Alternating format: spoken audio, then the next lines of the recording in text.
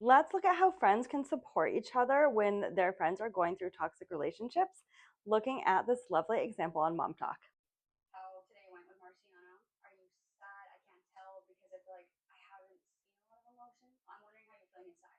I went. Taylor says, "Hey, you've been through a lot. I would love to know how you are feeling." Excellent. Perfect. No judgment, no blame, just, "Hey, how are you feeling?"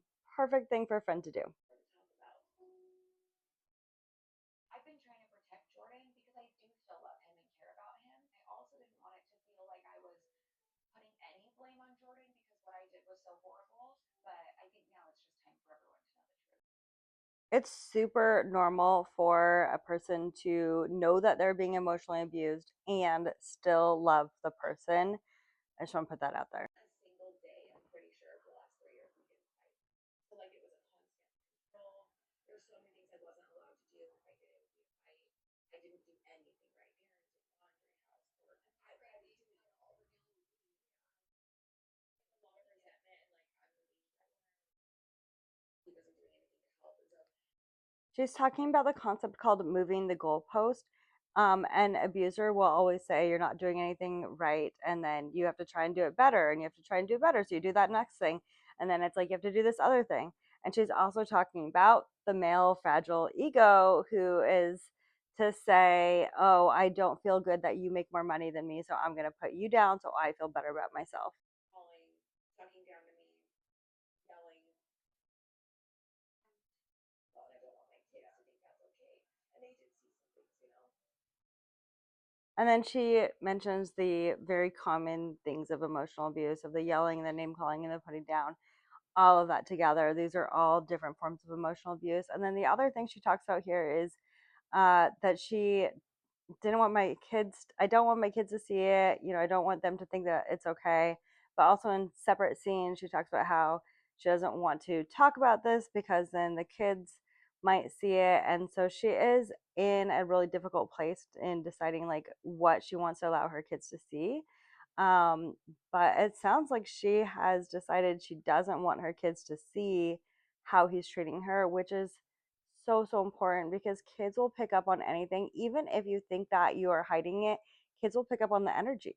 Or if they're in the other room, they're going to hear you. Like kids will know and they will hear, like, this is what a relationship is like. And so let's show kids examples of safe, healthy relationships. Right now because I'm so 50-50. But what if I was extreme? Yeah, it's like I don't know if you're extreme. It's like, what if I regret it? If I stay, what if I regret it if I leave? Like, I don't know. This is so normal to feel 50-50. What happens if I stay? What happens if I leave? I just want to validate that if you are in this situation or you've been in this situation, this is a very normal part of this process and it's okay. To make on, to make off, and it's actually harder for me to be at home right now because when I'm home doing the nighttime routine without Jordan, that's when I'm like, oh, this could be my life. Like it hits me. And actually, the other night, I like, couldn't even stop crying. And Jagger came in and he was like, "What's wrong?" And I was like, "Oh, my tummy hurts." And I came up and hugged me, and like I literally couldn't stop. And then I felt so guilty because like it's in front of him. Like I see me in you. That's exactly how I think I reacted. Was like joking. And dude, And this is my point about how kids see. Even though she's saying that was her night that she was without him, her kid still saw how she was feeling and picked up on it. And what a sweet kid. I reacted was like joking. And do anything but to look at what is going on. And so like really feel free. I'm not even kidding. Either way, what you decide, I obviously wish you the best regardless of what you choose. Because you think those things change. Here, Taylor is validating, hey, I've been there.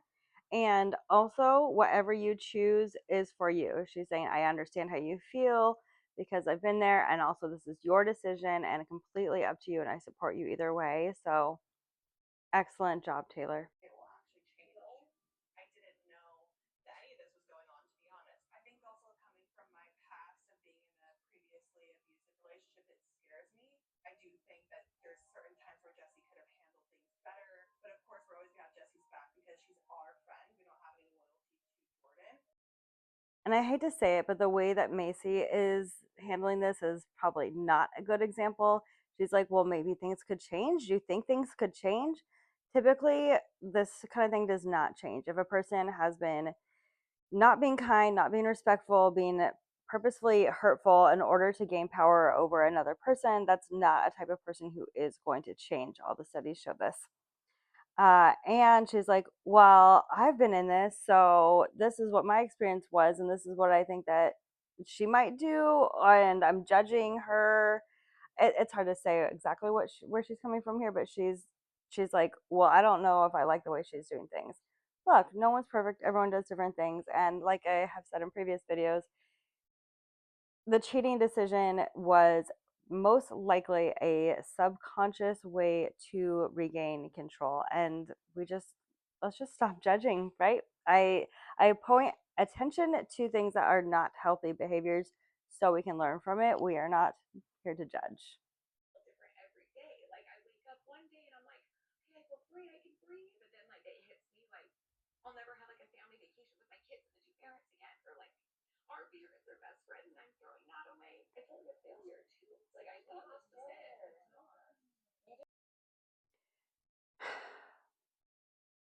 Jesse is also talking about grief here, the grief of this was the life that I thought that I wanted. I thought that we were going to have like these friends in common, a mutual friend group, family vacations.